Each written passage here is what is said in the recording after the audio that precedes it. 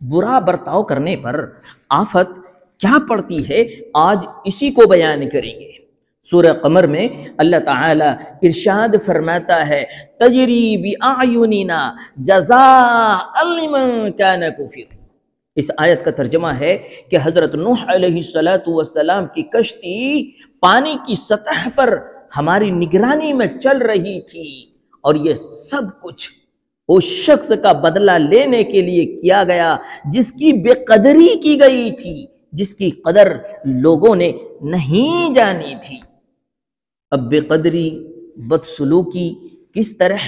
کی گئی ہے، قرآن مقدس کے مختلف جگہوں میں صاف صاف یہ نظر آتا ہے کہ آپ کی قوم نے آپ کو گمراہ بدین کہا، وقالو مجنون، آپ کو مجنون، مخبوط الحواس، بے عقل کہا، اپنے بڑائی کے گمان میں یہاں تک کہہ دیا کہ ہم تم میں، تمہارے ماننے والوں میں کوئی خاص فضیلت، کوئی خاص بات نہیں دیکھتے، تو ہم آپ کو مانے ہی کیوں؟ بل نظنکم کاذبین، ہم تو آپ کو جھوٹا جانتے ہیں۔ وازدجر، آپ کو ڈانٹا، ڈپٹا، دھمکی دی، لئن لم تنتہی یا نوح لتکونن من المرجومین، پتھر مار مار کر ہلاک کر دیں گے۔ سورہ نوح کی تفسیر میں ایک روایت نقل کی گئی ہے کہ قوم آپ کو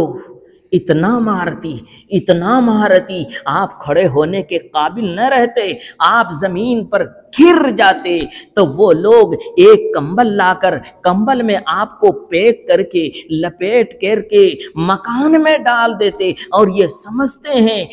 سمجھتے کہ مر گئے ہیں، اب معاملہ تمام ہو گیا ہے۔ اگلے روز جب ہوش آتا، پھر حضرت نوح علیہ السلام اللہ کی طرف بلانے میں، دعوت و تبلیغ میں لگ جاتے۔ دوسری روایت میں ہے آپ کا گلا گھونٹا جاتا،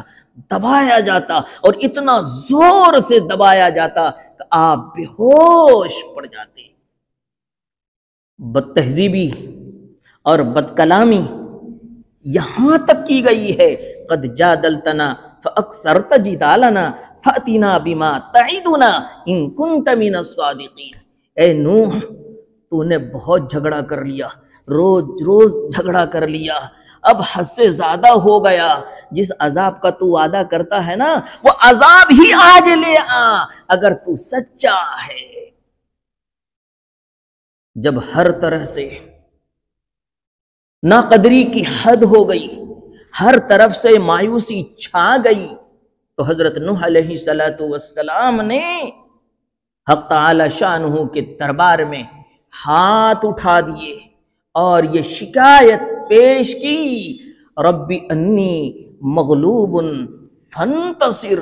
اے ہمارے پروردگار، میں عاجز ہو گیا ہوں، بے بس اور درماندہ ہو گیا ہوں، نہ میں اپنے آپ کو سنبھال سکتا ہوں، نہ تیرے دین کی حفاظت کر سکتا ہوں، فانتصر، بدلہ لے لیجئے، انتقام لے لیجئے۔ اب بدلہ شروع ہوتا ہے، آسمان سے پانی برستا ہے، زمین سے پانی ابلتا ہے، چشمے سے پانی نکلتا ہے، تنور سے پانی پھوٹتا ہے، اور ہر وہ سورس جہاں انسان جا کر بچ سکتا تھا، اللہ نے اس سے کہیں زیادہ پانی زیادہ کر دیا، اونچا کر دیا، ہر ایک ڈوب کر